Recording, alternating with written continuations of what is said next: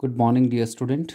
Today I am telling to you about the dispersion without deviation. Yesterday I taught you about the deviation through a prism, dispersive power, and angular dispersion. Today I am telling to you dispersion without deviation. Dispersion means the splitting of white light into its 7 component without deviation. It means there is no deviation. No deviation means the direction of incident light and emergent light is same. So then we say it is no deviation or without deviation. Dispersion without deviation. See what is required to us. We required here two prism of different material. The system is like this: two prism of different material and different angle, that is A and A dash, can be combined so as to produce only dispersion. Dispersion means splitting is being takes place, but there is no deviation. See, this is the incident light and this is the emergent mean light. Yellow light is mean light. Both are parallel to each other. It means there is no deviation or without deviation.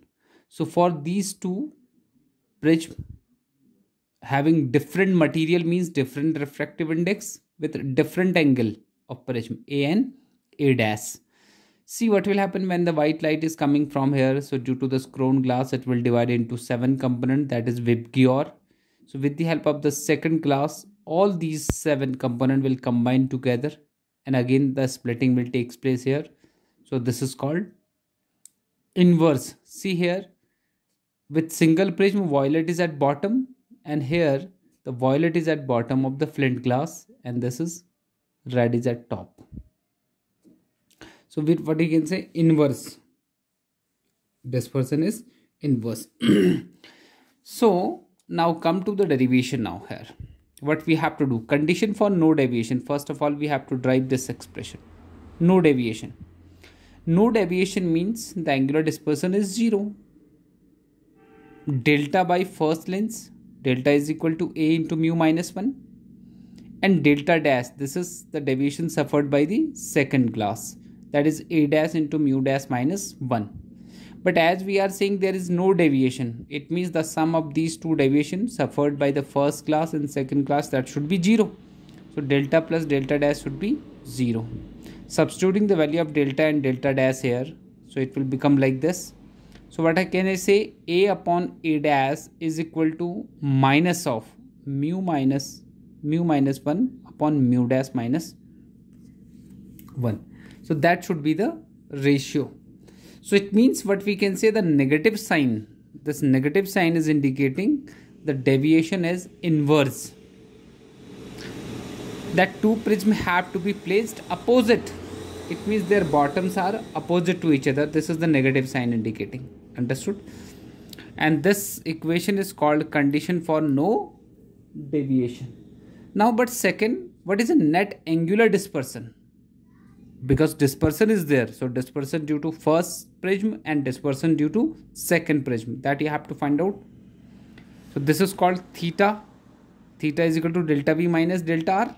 This you have studied. Theta, angular dispersion, is equal to A into mu V minus mu R. And what is due to second deviation? Angular dispersion. Delta V dash minus delta R dash is equal to A dash into mu with this. So what is a net angular dispersion? So I will add then theta 1 plus theta dash.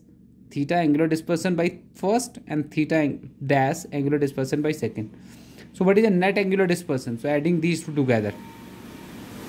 So this I will add them together. So let I am taking A as common. So this is A, this is mu V minus mu R plus A dash upon A into mu V dash upon mu R. So what is A dash upon A? You know what is A dash upon A? For no deviation, that is mu minus 1 upon mu dash minus 1. So substituting the value of A dash upon A here. So that is mu minus 1 upon mu dash minus 1 into mu V dash minus mu R dash. Understood? I can write like this. But mu V dash minus mu R dash upon mu dash minus 1. This is called dispersive power. This is called dispersive power.